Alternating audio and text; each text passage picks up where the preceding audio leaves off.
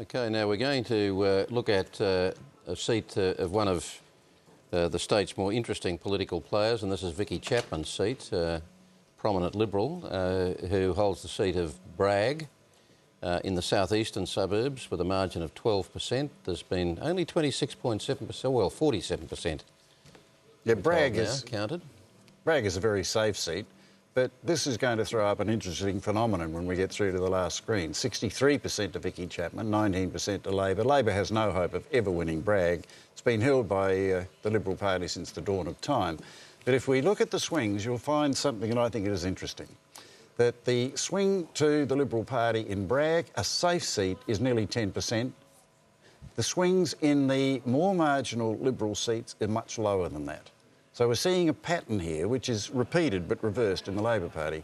Vicki Chapman will win this seat easily, but where the Liberal Party didn't need a major swing, they've achieved it. So I think there's a lot of thinking to be done about the result of this election. And in fact, Ian Henschke is standing by with Vicki Chapman. Well, Vicki Chapman, big smile came across your face there. What do you make of that? Well, pleasing, obviously, to see the numbers in Bragg. We've got new territory up in the Adelaide Hills, and we're working very hard up there, and it's a great credit to our campaign team out there and the volunteers that are working there in the electorate. So, of course, I'm pleased about that, but overall, of course, in many ways, as with the huge swing the Liberal Party has had in the western suburbs, wasted in the sense of actually achieving seats. So we've had a massive swing in all of against senior ministers across the board in the western suburbs.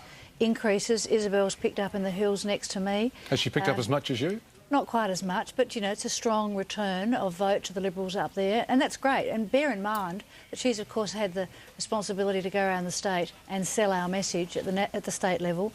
I think it's very impressive on her part. How did you think she ran the campaign? Overall, I think she had a fresh, focused approach. Had a campaign which was targeting a contrast between us and them, and I think on those things she did extremely well.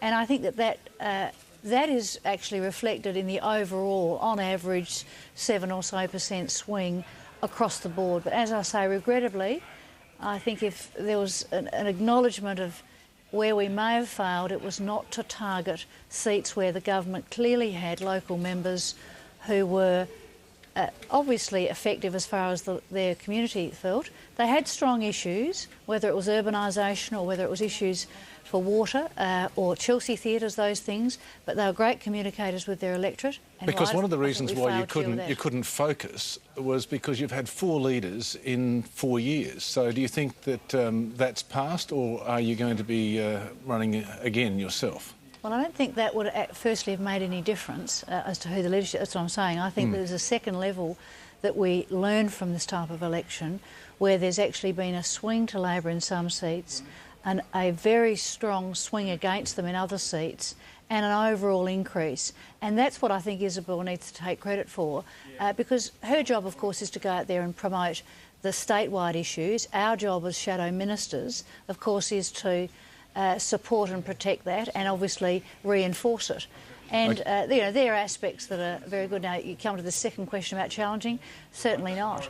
My personal view is that Isabel's done a great job in this campaign. And obviously, as we look back at the strategy of this, and the Liberal Party itself will consider this, they are the ones that have to ask these questions. But I think for her part of the campaign, she did extremely well. Thank you very much for your time. Thank you very much. OK, now... as Dean just alluded, the pattern that's emerged on the Liberal side, which he says is in reverse on the Labor side, if you look at the pattern, it would seem that the smaller swing that Labor has suffered has been in most of those key marginal seats.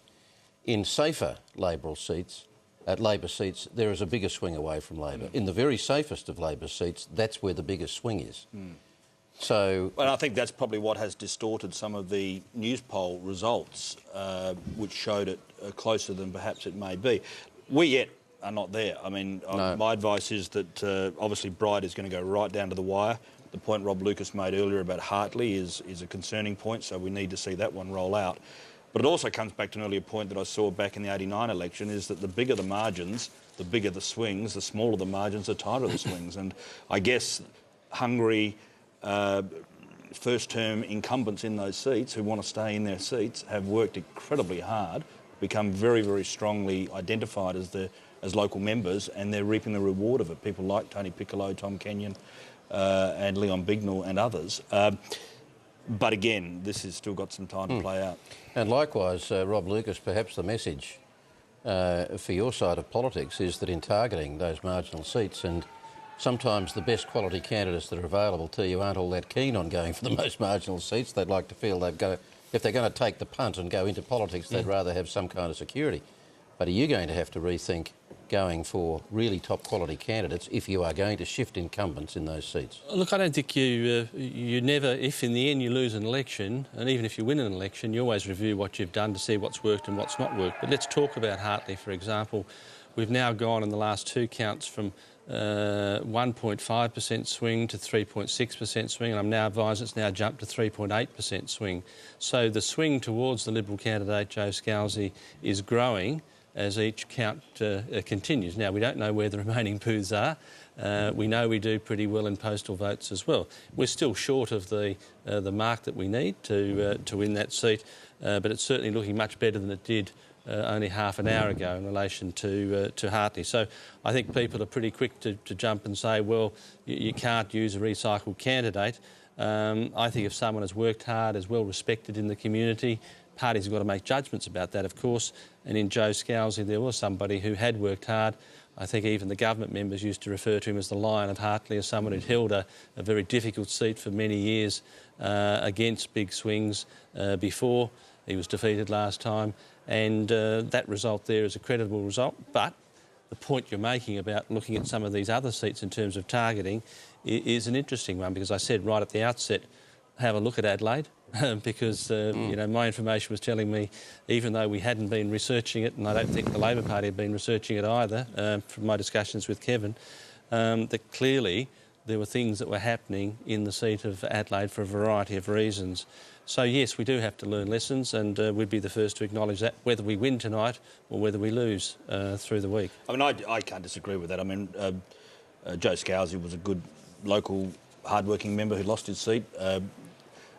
Grace Portalacey is, in our view, a great candidate, but I don't begrudge Joe Scalzi wanting to have another crack at a seat he held.